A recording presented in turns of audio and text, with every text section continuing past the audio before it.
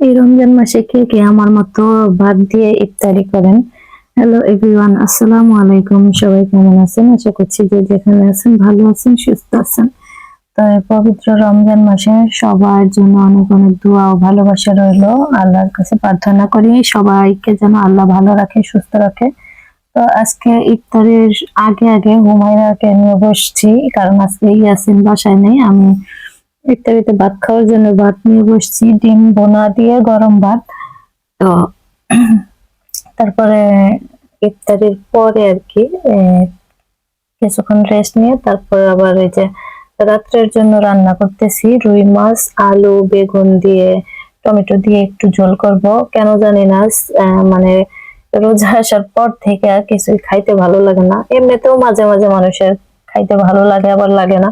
তো এরকমই হইতেছে। আর সাহারিতে একদমই কিছু খাইতে ইচ্ছা করে না। আজকে 2 দিন যাবত তো শুধু এক গ্লাস দুধ আর 2টা খেজুর দিয়ে রোজা মানে রাখতেছি, সাহারি করতেছি।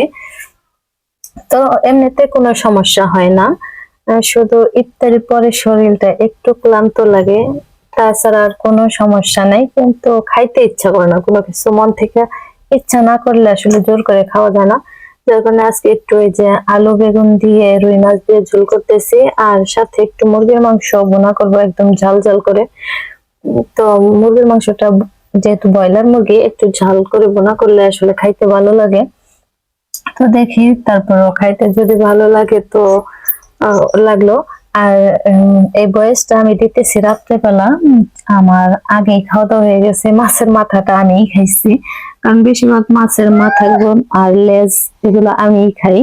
কারণ ইয়াসিন আপনাদের ভাইয়া, ওদেরকে আমি দেই না। আসলে মাছের লেজে অনেক কাটা থাকে, যার কারণে ইয়াসিনকেও দেই না। বাইচা খাইতে পারবো কি না এই কারণে। আর মাছের মাথাটার যে মগজের যে অংশটা, ওটা ইয়াসিন আবার একদমই পছন্দ করে না, যার কারণে দেওয়া হয় না। আর রাত্রেবেলা যখন আপনাদের ভাইয়া ভাত খায় তখন ইয়াসিন ওর সাথে খায়, যার কারণে মাছের পিস গুলাই দেওয়া হয়। আর এই যে কথা বলতে বলতে আমার রান্না হয়ে গেছে। এখন আমি মুরগির মাংসটা বসাই দিলাম। আর মুরগির মাংসটা বেশি মাংস ছিল না, অল্প একটু ছিল, যার কারণে এরকম করে ভুনাই করছি। আর সাথে মুরগির পা, আর তারপর গলা, তারপর হচ্ছে এই কলিজা, এগুলো ছিল। আর এই যে মাথা, ঘিলা, কলিজা, এগুলো আমি খাই, বাসায় আর কেউ খায় না আসলে। ব্রয়লার মুরগিটাই খাইতে চায় না, তারপর মানে বাধ্য হয়ে খায় যেহেতু আমি রান্না করি। আমার কাছে আবার মাঝে মাঝে খাইতে ভালো লাগে, মাঝে মাঝে ভালো লাগে না। অনেকদিন তো আমি ব্রয়লার মুরগিটা একদমই খাইতে পারি নাই, কেমন জানি লাগতো, একদম মজা লাগতো না, কেমন একটা গন্ধ গন্ধ লাগতো। তো এখন আবার কয়েকদিন যাবত একটু খাইতে পারি। তো এখানে এই যে মাংসটা আমি কষায় নিয়েছি, এখন অল্প পরিমাণে পানি দিলাম যাতে মাংসটা সিদ্ধ হয়ে যায়।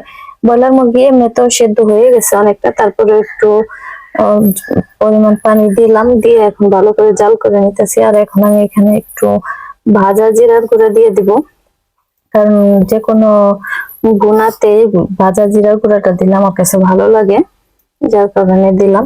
তো আমি এটা আর একটুখানি জাল করে নেব, তারপর আমার রান্নাটা শেষ। আর ভিডিওটা কে কোথা থেকে দেখছেন কমেন্ট করে